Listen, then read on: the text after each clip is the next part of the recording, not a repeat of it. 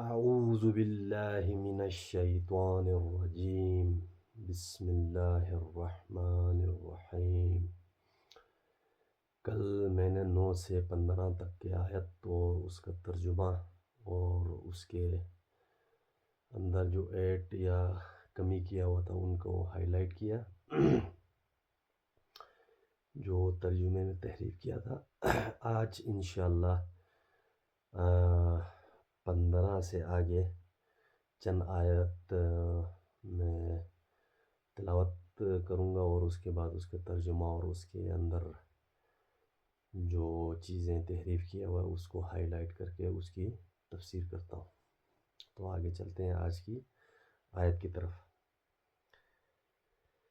اولئک الذین اشتروا الضلالة بالہدی فما ربحت تجارتهم وما كانوا مہتدین۔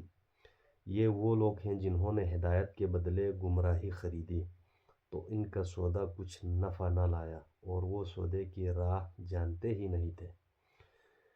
بالکل ایز اٹ از آیت کی ترجمہ ہے۔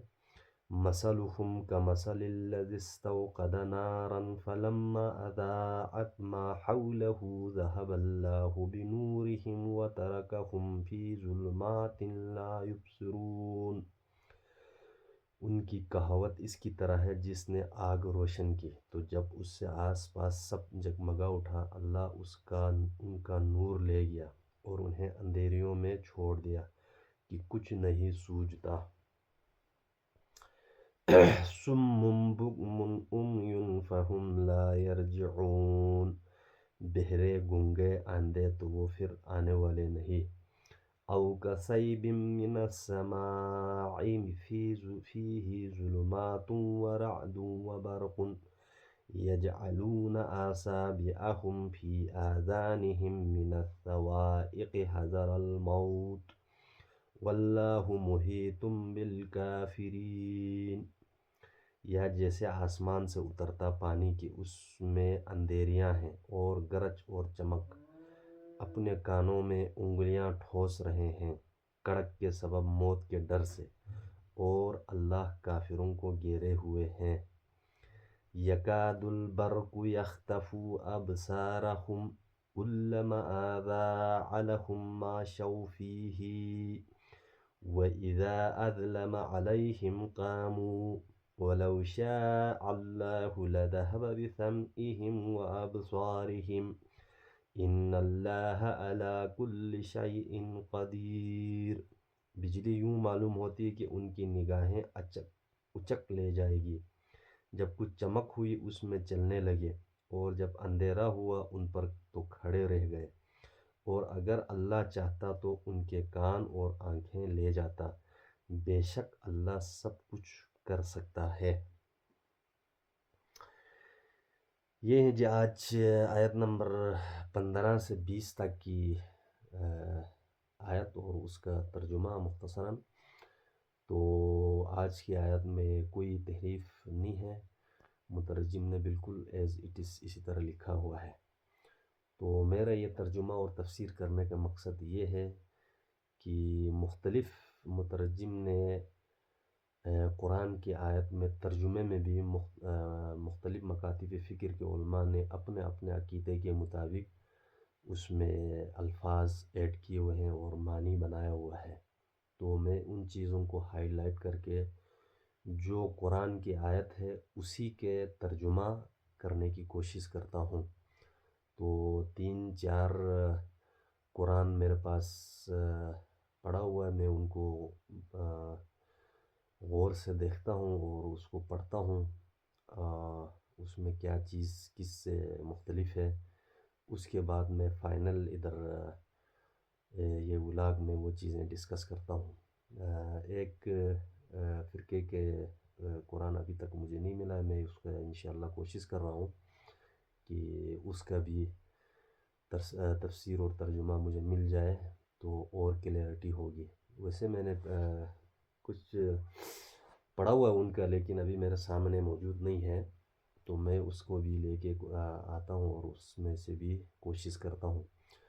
تو جتنے بھی ہمارے بڑے فقہ والے ہیں ان کا جو جن کے مترجم ہیں ان کا میں وہ پڑھنے کی کوشش کرتا ہوں، اور اس میں سے اور سب کا جو اختلاف ہے اس کو نکال کے جو ایز اٹ از آیت ہے اس کا ترجمہ کرنے کی میں کوشش کرتا ہوں۔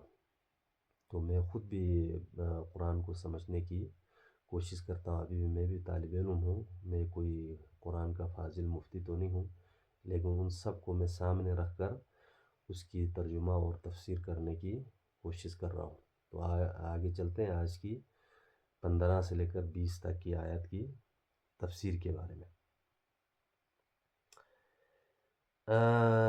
اس تشبیہ کا خلاصہ یہ ہے کہ منافقین نے ظاہری اسلام سے دنیائی نفع تو حاصل کر لیا کہ ان کی جان و مال غازیاں اسلام سے محفوظ رہے، مگر اخروی نفع حاصل نہ کر سکے، وہاں سخت عذاب میں مبتلا ہوں گے۔ معلوم ہوا کہ جس آنکھ سے اللہ کی آیات نہ دیکھی جائیں وہ اندھی ہے، جن کانوں سے رب کا کلام نہ سنا جائے وہ بہرے ہیں، جس زبان سے حمد الہی نعت مصطفیٰ صلی اللہ علیہ وسلم ادا نہ ہو وہ گونگی ہے، کیونکہ ان اعضاء نے اپنا حق پیدائش ادا نہ کیا۔ اس لیے رب نے زندہ کافروں کو مردہ اور مقتول شہداء کو زندہ فرمایا۔ یہ بھی معلوم ہوا کہ صحابہ کرام کے دشمنوں کا ہدایت پر آنا بہت مشکل ہے۔ رب نے خبر دے دی کہ فَهُوَ لَا يَرْجِعُونَ۔ خیال رہے کہ بادل و بارش سایہ والوں کے لیے رحمت اور بے سایہ یعنی جنگل کے مسافروں کے لیے عذاب ہوتا ہے۔ حضور آسمان نبوت میں قرآن، اس کا بادل احکام قرآنی بارش، آیات عذاب گرج، آیات حدود کڑک ہے۔ سایہ والے صحابہ کے لیے یہ سب کچھ رحمت ہے، کیونکہ وہ بے سایہ والے نبی کے سائے میں ہیں، اور بے سایہ منافقین کے لیے عذاب ہے۔ سبحان اللہ، کیسی نفیس مثال ہے۔ اس تشبیہ کا خلاصہ یہ ہے کہ قرآن تو روحانی بارش ہے، اس کے دلائل بجلی کی کوند ہیں، رب کے عذاب کا ذکر ان کی گرج ہے، ان کے کفر کے بیان ان کے لیے اندھیریاں، جیسے اندھیری رات میں جنگل میں پھنسا ہوا مسافر بجلی کی چمک سے کچھ راستہ چل لیتا ہے اور گرج سے گھبراتا ہے، بجلی کی روشنی ختم ہونے پر کھڑا رہ جاتا ہے۔ ایسے ہی ان منافقوں کا حال ہے کہ اسلام کا غلبہ دیکھ کر منافق کچھ مائل بسلام ہوتے ہیں، اور کسی مشقت کے درپیش آنے پر کفر کے تاریکی میں حیران و پریشان کھڑے رہ جاتے ہیں۔ یعنی منافقوں کی اس بدعملی کی سزا تو یہ ہے کہ انہیں اندھا بہرا کر دیا جائے، مگر رب نے انہیں اندھا بہرا نہ کیا۔ معلوم ہوا کہ اسباب کا اثر رب کے ارادے پر موقوف ہے۔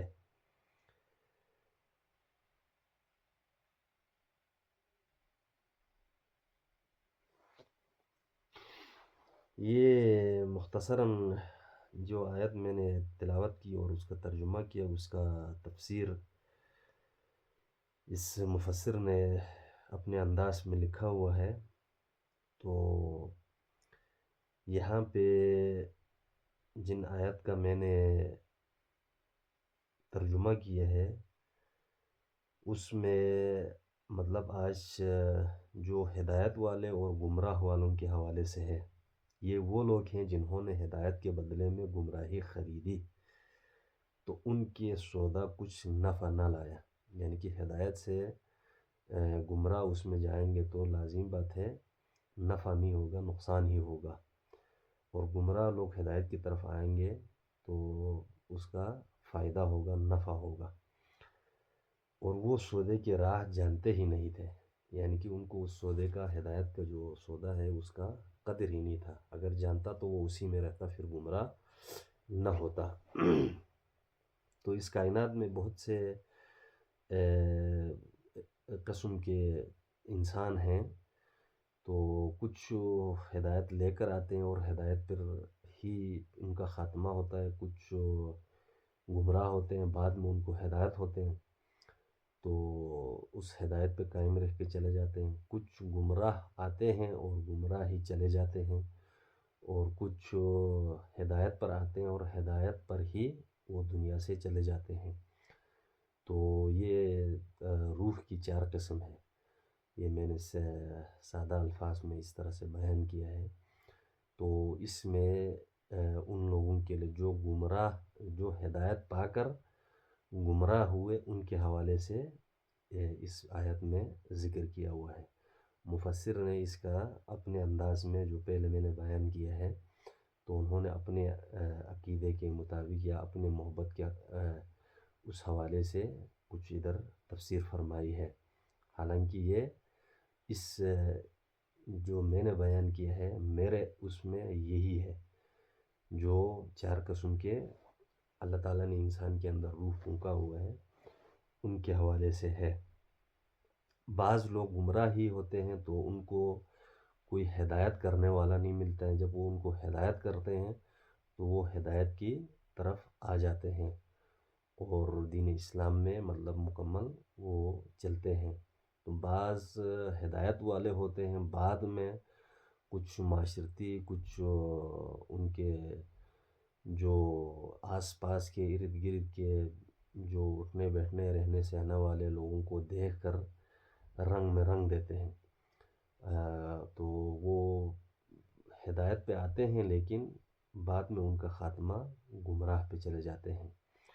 تو اس سے آگے اس آیت کا یہ وہ ہے کہ ان کی کہاوت اس کی طرح ہے، جس نے آگ روشن کی تو جب اس سے آس پاس سب جگمگا اٹھا، اللہ ان کا نور لے گیا اور انہیں اندھیروں میں چھوڑ دیا کہ کچھ نہیں سوجھتا۔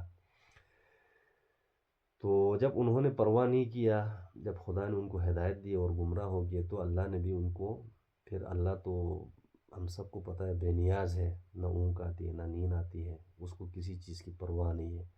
اللہ پاک نے ہر چیز کے اس کائنات کو نظام چلانے کے لیے مطلب مختلف فرشتوں کے ڈیوٹی پہ رکھا ہوا ہے، تو اللہ تعالیٰ بے نیاز ہے، وہ کچھ بھی نہیں کرتا ہے۔ تو جو ہدایت لینا چاہتے ہیں اللہ اس کو ہدایت دیتے ہیں، جو گمراہ ہونا چاہتے ہیں وہ گمراہ ہی ہو جاتے ہیں اور وہ شیطان کے راستے پر چلنا شروع ہو جاتے ہیں۔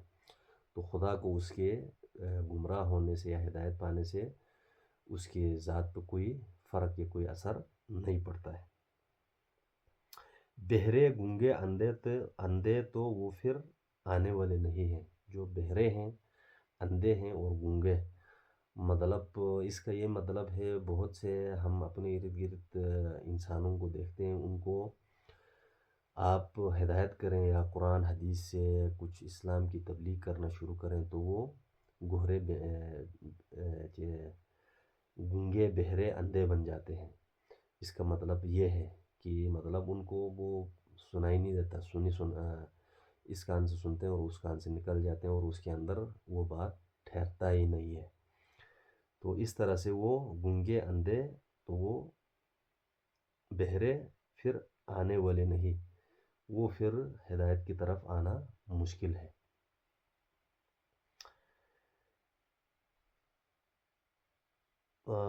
ویڈیو لمبا ہو جائے گی تو اس کا میں نے تھوڑا سا اس میں جو مفسر نے لکھا ہے اس کا تھوڑا سا اس کا میں نے اپنے خیال کا اظہار خیال کیا ہے۔ تو اس میں جن لوگوں کی طرف اشارہ ہے وہ اس طرح سے تفسیر کرنا چاہیے، لیکن ادھر مختلف حوالہ دے کر اسلام کی تاریخ کے کچھ چیزیں اس میں تفسیر کیا ہوا ہے۔